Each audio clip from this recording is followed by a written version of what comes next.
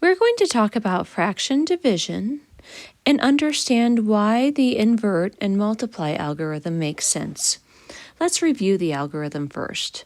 If I have a fraction division problem, I can efficiently solve it by changing from division to multiplication and by taking the reciprocal of the divisor. So C over D becomes D over C. To understand this, let's work with some numbers. 1.5 divided by 4/5 gives us some unknown quotient.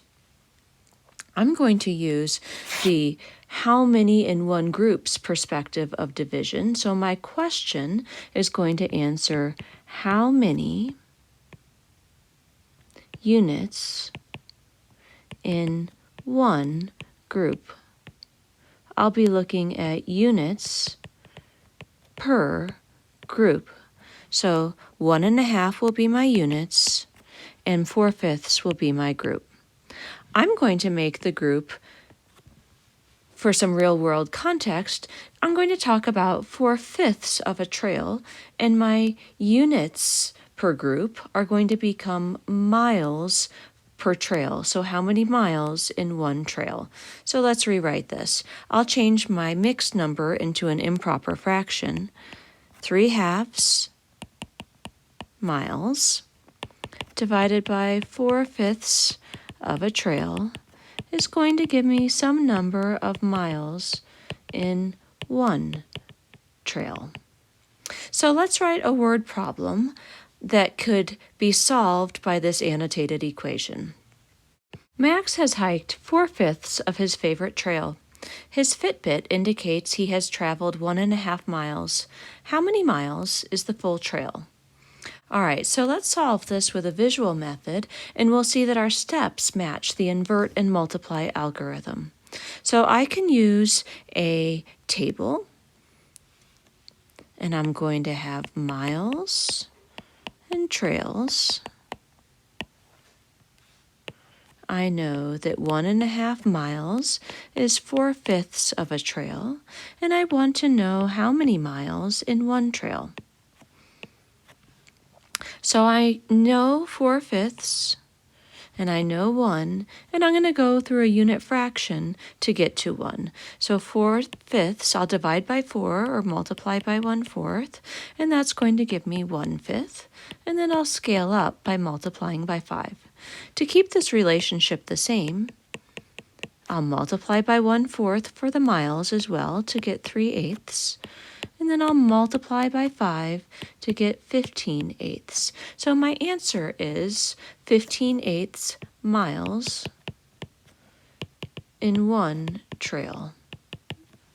So this problem we said was 3/2 divided by 4/5.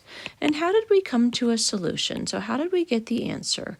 Well, working backwards here, we started at 3/2, we multiplied by 1/4, we multiplied by 5, and we got our answer. So we started at 3/2, we multiplied by 1/4, we multiplied by 5. Well, it turns out that 1/4 times 5 is 5/4, so we had 3/2 times 5/4 is 15/8.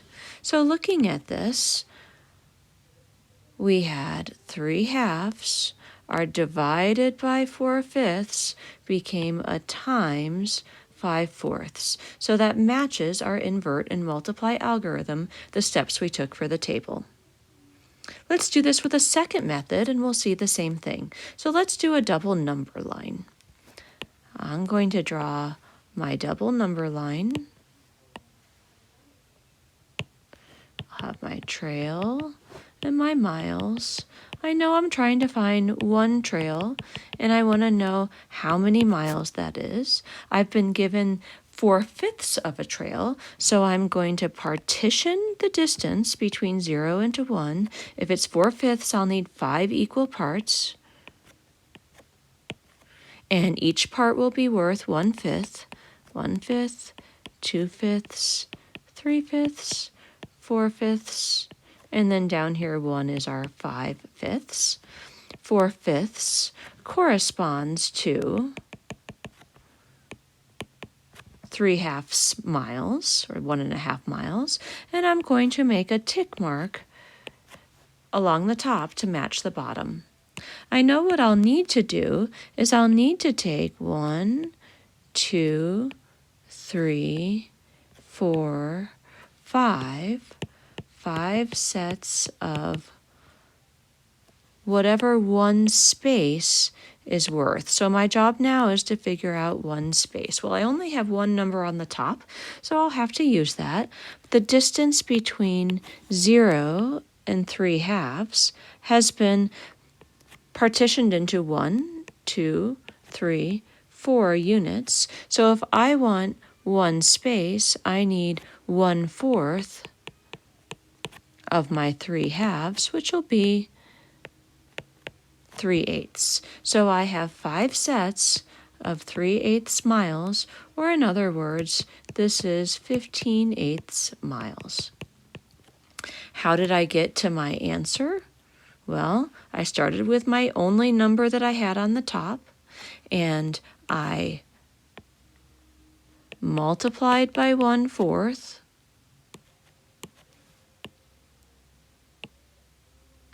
and then I multiplied by 5. That was the 1, 2, 3, 4, 5 right there. So let's write this out. 3/2 divided by 4/5. I started at my 3/2. I found one space, the value of one space, by multiplying by 1/4. Then I took 5 of those spaces, so times 5. This is 5/4. My problem becomes 3/2 times 5/4. So my oopsie, that's an eraser.